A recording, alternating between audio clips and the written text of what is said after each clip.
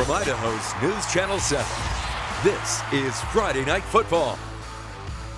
All right, welcome into Friday Night Football, brought to you by Steve's Hometown Toyota in Ontario. Welcome to YouTube Live, by the way. Glad you're joining us. I know it's a little late this evening, but, it might be week 3 for us. We're excited, though, because it almost feels like week 1. Why, you ask? Well, the Boise School District finally got the chance to kick off their season this evening, which means everyone, except for Capital, who had a bye this week, has officially joined the football party this fall. Now, the game of the night featured 2 of the top 5A teams in the state. Rocky Mountain was coming off a 65-0 victory over Centennial. Meanwhile, Eagle had outscored their first 2 opponents 109-6. The 3rd and 4th ranked teams meeting on the gridiron, and our very own Will Hall was there for it. Will, one thing about this game, it didn't just feature 2 of the top teams in the state. It featured 2 of the top players in the state in Rocky Mountain's Jordan Erickson and Eagle High's Ben Ford. Yeah, JT, a fantastic matchup tonight over at Rocky Mountain. As you mentioned, Ben Ford, all the phenomenal athletes over at Rocky. Really anxious to see what Ben could do against one of the state's top defenses. Let's go ahead and get to the highlights from earlier this evening. I tell you what, it was a windy one out there. Definitely played a factor in the offensive game plan for both of these schools. Pick things up in the first quarter. Eagle going for it on 4th and goal, but a big stop by Rocky Mountain's defense coming up with the big goal line stand.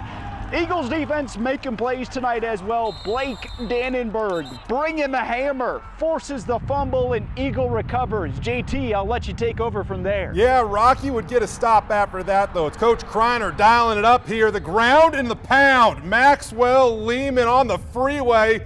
There's no speed limit here. Actually, there is. It's 6 points. Touchdown, Rocky. Now, back comes Eagle with their own version of the ground and pound. Jackson Stampley's been outstanding so far this season, and he'd get the big gain right there. Eagle knocking on the doorstep of the red zone, inside the 5 now, trying to punch it in, but they cough up the rock. Rocky Mountain's defense responds. That's Zach Black that comes up with a big fumble recovery. Rocky Mountain hangs on in this one, 22-15 the final.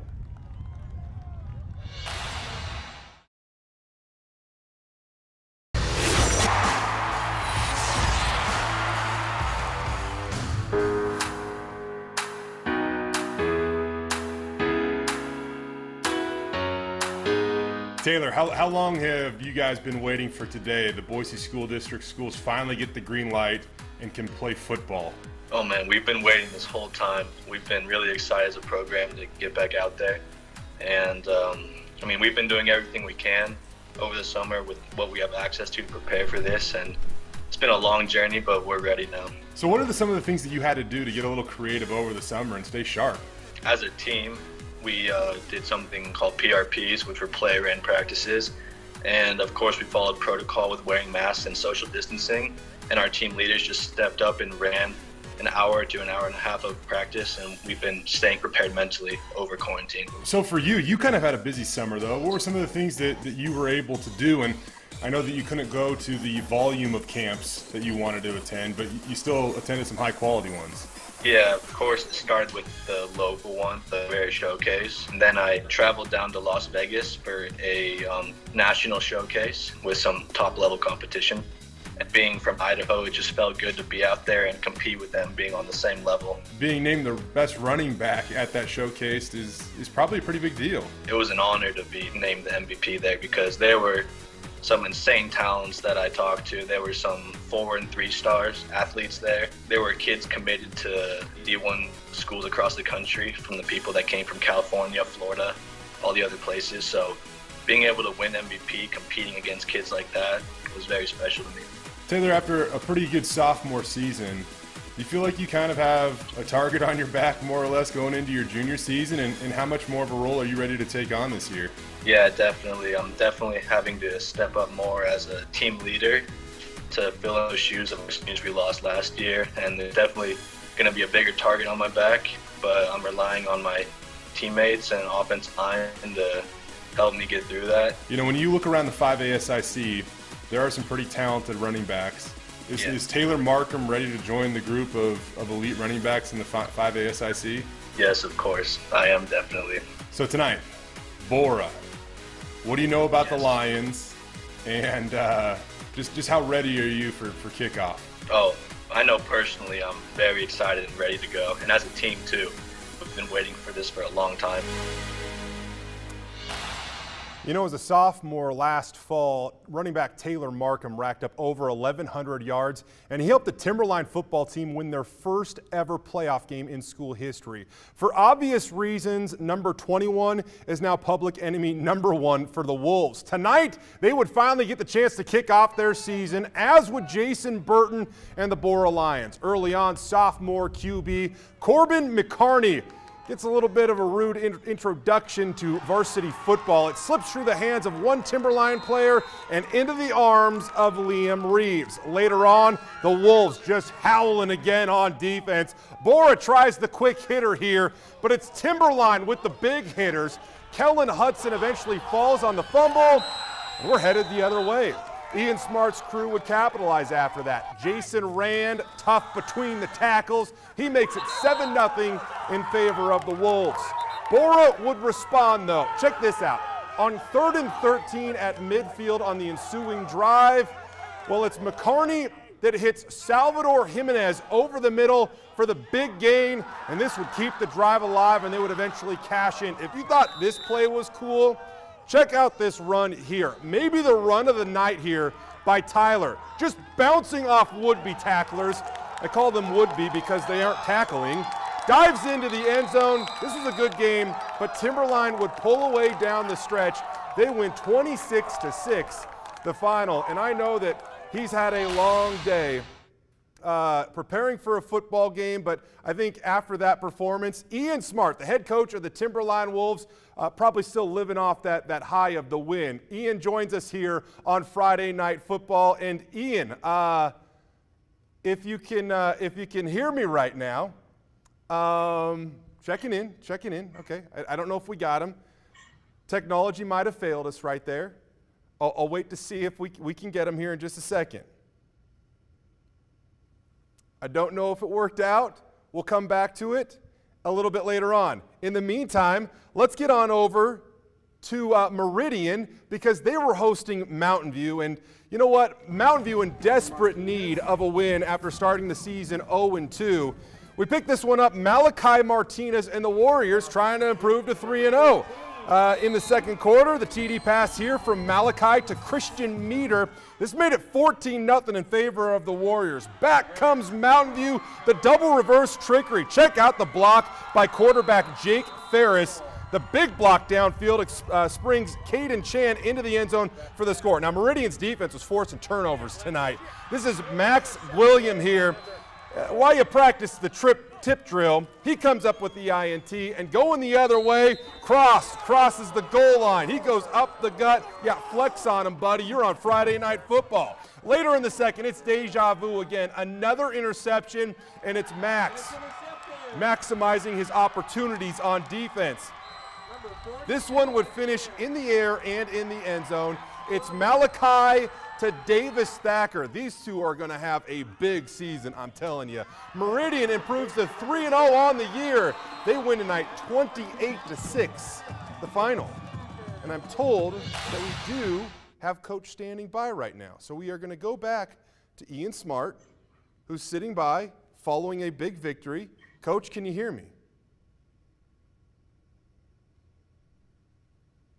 We tried.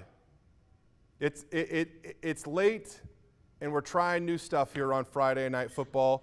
We'll attempt to do it again next week. I do know that Coach Smart is fired up. And by the way, we had a feature earlier in the show on Taylor Markham. He did find the end zone. I should tell you that. All right, let's move along here. Emmett got a historic win, and earlier this week, I caught up with their head coach.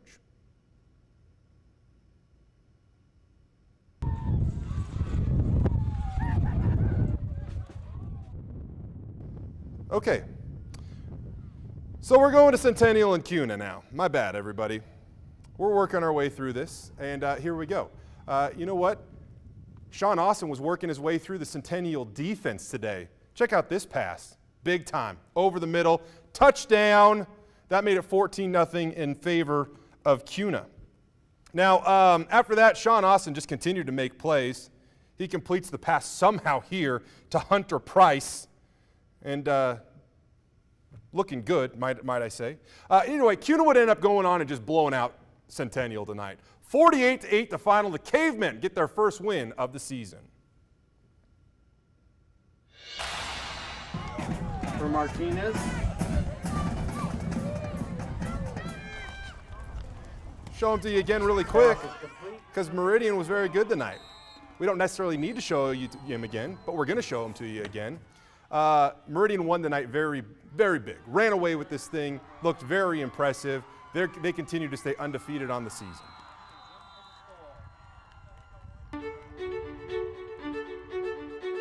Coach Hargett, before we look forward, let's look to the past. Last week's win against Bishop Kelly, a historic win for Emmett. What did it mean to your program to get that victory? Well, you know, it means a lot to us because when I came here in 2018, the thing that I told our community and told our kids is I said, you know, Bishop Kelly is the standard of 4A football in the Treasure Valley. And so we talked about we could never really be a legitimate playoff contender until we beat them. Tim Brennan is a good friend of mine, a great football coach, a great man, runs a great program. And so to beat him and be able to be on the same field and see our kids compete with his kids was really amazing. So from a programmatic standpoint, it's huge. You know, it's going to affect our ability to get kids out for football. It's going to affect our middle school, our Optimist program. It's just going to be tremendous. When it comes to Caden's performance, you could definitely point to the end of the game. But there was also a point in time earlier in that game where it was 4th and 7 at midfield, and then he just let his athletic ability take over. How special of an athlete is Caden Young, and how much does he make your offense go? It starts with he's a good person. You know, he's a good kid, very mature beyond his years, huge weight room guy. You know, that's really where it starts for me is he won me over in the weight room. You know, he fumbled on the very first snap of the football game. That was the last thing I said to him, was like, no turnovers tonight. And he fumbles the ball away, and he comes over, he takes his helmet off. I said, Caden, we said no turnovers. We can't have that. I said, at some point tonight, you're going to have to take the football the other way and make a big drive, make a big play to make up. He turned and looked at me. He goes, yeah, no problem. I mean, literally just like that. And I was like, well, clearly you're not nervous about this stage. So he's a gifted runner, a gifted thrower. He's a tremendous work ethic kid. And he sees the field well and he makes great decisions. I mean, we mentioned Caden. When it comes to him and Weston Smith, I mean, is there a more dynamic 1-2 punch at the quarterback running back spot in the 4A SIC right now? I don't know, but I can tell you this, I wouldn't want to play against him. Weston, I think, ran for 140 yards or something like that Friday night, but some of the haymakers he throws blocking are just tremendous. They complement each other so well, and they're both physical. You know, Weston's a little bit shorter, a little bit stockier, more physical downhill kid. Caden's a little bit more of a put your foot in the ground guy, but both of them finish the run with weight room mentality. What we're hoping is we're hoping that they continue and remain a problem for 4A teams around the state. When it comes to beating Bishop Kelly, they're always one of the tallest hurdles in the 4A SIC. So whether you knock them off in the beginning of the season or the end of the season, it almost immediately means you're going to be in the race to compete for a conference title. You look at Ridgeview tonight. How do you keep the momentum going? Well, you know, I've been asked that question a couple times this week, and I said, you know, it's not hard to keep our kids focused because we play in the SIC. We play in the best 4A conference in the state of Idaho. And so every single Friday night is going to be a bloodbath. For us, we're trying to just keep it back in its perspective. You know, a lot of people don't believe we're going to be able to compete with some of the better teams in the conference because we're the smallest team in the conference. And, you know, I like that David versus Goliath role anyway. It suits me better. And so, you know, obviously people are talking about us a little bit now. I just told our guys, I said, if you lose, they won't talk about you anymore. So keep winning and you know, let's give them something to talk about. Yeah, let's give them something to talk about, Coach. Emmett picks up another win tonight. At home, they knock off Ridgeview, 49-21 the final.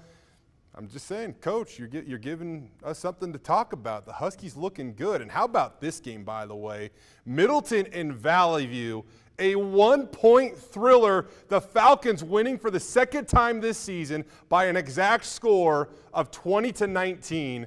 Valley View will continue to climb the 4A state rankings with another big-time win. The Vikings are very good this year. So considering the Falcons were able to knock them off, that will definitely help their chances of continuing to climb the 4A state rankings. All right, speaking of good 4A teams, we talked about Bishop Kelly just a moment ago, and the Knights, they had a rough one last week. They lost a heartbreaker. So how would they respond? They had to travel out to Nampa. We pick it up here, the opening kickoff, and it's Briggs' Waite that doesn't wait very long to make a big play. He goes around the right edge before finally getting pushed out of bounds, the 35-yard gain. Fortunately, the Bulldogs couldn't do much with it, and so we go the other way. Bishop Kelly hits the ground running. That's Cormac Mullen that muscles his way in for the touchdown. Later on now, it's BK to the air. Jason Buss hauls this one in for the 30-yard gain. Same drive, they go back to the ground. Seth Knopf here, his second TD of the ball game. Bishop Kelly starting to open this thing up. They would eventually go on to run away with this one. BK bouncing back big. 42-13 the final. They knock off Nampa this evening. And as we have made our way through the rest of our highlights, we're going to go back out to Will in the parking lot one more time. To kind of wrap this thing up, Will, and I got to say, maybe the most impressive showing of the evening, probably the Meridian Warriors tonight. They really helped their playoff chances by knocking off Mountain View, and now the Mavs, all but done in terms of making the playoffs, it seems. Yeah, JT, a phenomenal performance by Meridian, and all of a sudden they are 3-0 on to the season. And you look at Malachi Martinez, he has been fantastic all season long. I think the big thing for him was getting that year of experience as a starting quarterback last year as a sophomore. It pays dividends as a junior. You're just more experienced. You're used to things and the defensive looks that you're seeing. He's been fantastic early on this season. But yeah, JT, as you alluded to, surprising to see Mountain View where they are so far this season. Still room to grow and still plenty left on the schedule to play for and whatnot, but obviously it is a big surprise because we're so accustomed to seeing Mountain View at the end of November right in the thick of things in the 5A playoffs. So yeah, certainly interesting in that regard as well. And then you look over at Rocky Mountain and Eagle, what a showdown, lived up to the hype, the billing. Would love to see these two meet again later on in the postseason. Rocky's defense bend but not break tonight. 3 times in the first half, Eagle had the ball inside the Rocky 20.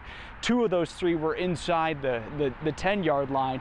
Couldn't punch it in. Rocky's defense made some plays, forced a couple of turnover on downs, key turnover right near the goal line that we showed you in the highlights. Anxious to see these two later on this season. I think the win was a big factor. It kind of slowed down each team's passing game. So obviously had to ground and pound, and we showed you that in the highlights as well. But excited for those two to meet later on, likely far ahead in the postseason at the 5A level. Yeah, Will, kind of crazy. After those two teams lit up the scoreboard the first 2 weeks of the season, it was kind of a defensive slugfest. And whatever the Grizz were able to do to contain Ben Ford, tip of the cap to them, because Ben Ford has been outstanding for Eagle so far this season. Really quick, Will, before we shut it down for the evening, today just kind of reminded me how lucky we are to have high school football. The season was delayed, couldn't play because of COVID. Then finally, we get good enough locally in terms of our conditions that it allowed football to be played. And then the air or the smoke comes in and the kids can't practice, and there was almost a chance they couldn't play tonight. And then the smoke finally gets pushed out and the kids can play tonight. And then Timberline and Bora get delayed because of lightning. I mean, what these administrators, coaches, athletic directors, and kids are going through this year is extremely admirable. Yeah, absolutely. And handling it all with grace. It was so great to be out there on the sidelines, seeing Jason Burton flying around. Ian Smart as well flying around, and you could just see the smile on their faces. I know they were both wearing masks, but you could see it in their face, so happy to be out there. And then you looked at the kids, and to be able to have this opportunity to play, listen, I get it, we're facing a lot of adversity right now. But just to be able to have the opportunity for these kids to go out and to compete, and not only practice, but to be able to play games like they were able to experience tonight and moving forward for the rest of the Boise School District schools. Just awesome to see the joy, the happiness, the emotion that you see on the sidelines, and it just transcends through, and you can actually like physically feel it, that joy of, hey, we get this opportunity to actually play in front of fans and family and friends, and can't beat Friday Night Lights. And I think it was a big time experience for the coaches, the coaching staffs, the families, the players, everyone involved. So 2 thumbs up. It was awesome to see. Does it feel good to be up this late? What's keeping you going, man? What's that? Does it feel good to be up this late talking football? What's keeping you going? I mean, heck, we're used to this being halftime of a Boise State game this time of year. I know, JT. I could talk football with you for 8 weeks straight if we needed, you know. But yeah, so. Well, we might get that opportunity, bud. We might get that opportunity. Appreciate the hustle. Appreciate the effort. We'll do it again next week, right here on Friday Night Football. Have a good evening, everybody, and thanks for watching.